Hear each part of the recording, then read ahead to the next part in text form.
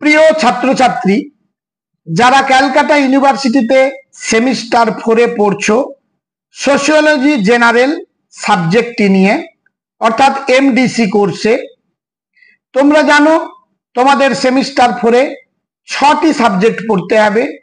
তার মধ্যে মেন যে দুটো পেপার ছিল অর্থাৎ সিসি পেপার, তাদের প্রত্যেকের 2টি করে পেপার হবে এবারে, অর্থাৎ সিসি 4 এবং সিসি 5। তাই তোমাদের সোশিওলজির ক্ষেত্রে সিসি 4-এর সিলেবাস আমি আপলোড করেই দিয়েছি, তোমরা চ্যানেল ভিজিট করে দেখে নিতে পারো।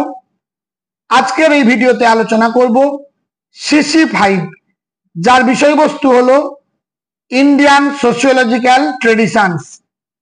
এর সিলেবাসটা আলোচনা করব বাংলা এবং ইংলিশ দুটো ভার্সানে। তাহলে তোমাদের সেমিস্টার 4-এ পড়তে হবে যে সাবজেক্টগুলো, দুটো মেন সাবজেক্ট বা সিসি পেপার, তাদের প্রত্যেকের 2টি করে পেপার, অর্থাৎ সিসি 4 সিসি 5।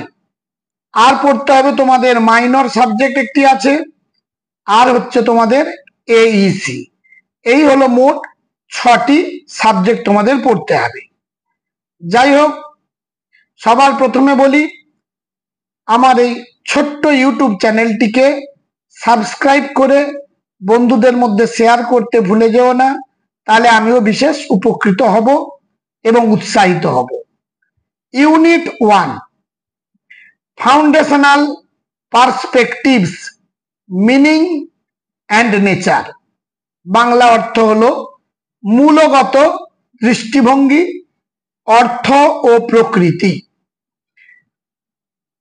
এই টপিকের আন্ডারে যেগুলো পড়তে হবে, অর্থাৎ সাব টপিক 1.1 ইন্ডোলজিক্যাল অ্যাপ্রোচ, অর্থাৎ ইন্ডোলজিক্যাল দৃষ্টিভঙ্গি। 1.2 sub topic structural functional approach, গঠনমূলক কার্যকরী দৃষ্টিভঙ্গি। তারপর 1.3 দেখো মার্কসিস্ট অ্যাপ্রোচ, অর্থাৎ মার্ক্সীয় দৃষ্টিভঙ্গি। এই গেল তোমাদের ইউনিট 1-এ 3টি সাব টপিক রয়েছে ফাউন্ডেশনাল পার্সপেক্টিভ এই চ্যাপ্টারের আন্ডারে। এবারে আসি ইউনিট 2-তে। ইউনিট 2-তে যেগুলো পড়তে হবে তার মধ্যে প্রথম রয়েছে জিএস ঘুরিয়ে। এই জিএস ঘুরিয়ে বা কিংবা ঘুরে তার যে সমস্ত সাব টপিক পড়তে হবে, তার মধ্যে প্রথম হলো কাস্ট অ্যান্ড রেস, অর্থাৎ জাতি ও বর্ণ।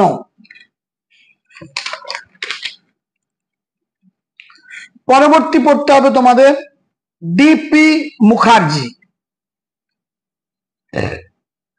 এর পরবর্তী ট্রেডিশন অ্যান্ড মডার্নিটি, অর্থাৎ পরম্পরা ও আধুনিকতা। এই গেল তোমাদের ইউনিট 1। তোমরা প্রথম থেকে যদি সুষ্ঠু মতভাবে পড়াশোনা শুরু করে দাও, তাহলে কিন্তু কোনো অসুবিধা হবে না, ভয়েরও কিছু থাকবে না। এবার ইউনিট 3। ইউনিট 3-তে রয়েছে যে টপিক, তার নাম হলো বিনয় কুমার সরকার। এই বিনয় কুমার সরকারের আন্ডারে আবার সাব টপিক রয়েছে 4.1 আইডিয়া অফ প্রোগ্রেস, অর্থাৎ উন্নয়নের ধারণা। অর্থাৎ উন্নয়নের ধারণা সম্পর্কে বিনয় কুমার সরকারের মতামত আলোচনা করো। এরপর 5 নম্বর ভেরিয়ার এলউইন, অর্থাৎ এটি একজনের শিক্ষাবিদ, তার কি অবদান রয়েছে, তিনি কি বলেছেন সেই নিয়ে আলোচনা। 5.1-এ রয়েছে tribes in India. Tribes in India অর্থাৎ ভারতের উপজাতি সমাজ। এবার রয়েছে ইউনিট 4। এটি হলো তোমাদের মোট 4টি টপিক রয়েছে। এম.এন. শ্রীনিবাস, তার আন্ডারে যে টপিকটা রয়েছে সোশ্যাল চেঞ্জ, অর্থাৎ সামাজিক পরিবর্তন। এই সামাজিক পরিবর্তন সম্বন্ধে এম.এন. শ্রীনিবাসের কি মতামত, তিনি কি বলতে চেয়েছেন, সে সম্বন্ধে আলোচনা রয়েছে। এইভাবে প্রতিটি সাবজেক্টের সিলেবাস এবং খুব গুরুত্বপূর্ণ প্রশ্ন সহ সাজেশন পেতে চ্যানেলটিকে সাবস্ক্রাইব করে বন্ধুদের মধ্যে শেয়ার করতে ভুলে যাবে না। সবাই ভালো থেকো। আজ তাহলে এই পর্যন্ত, দেখা হবে পরবর্তী ভিডিওতে।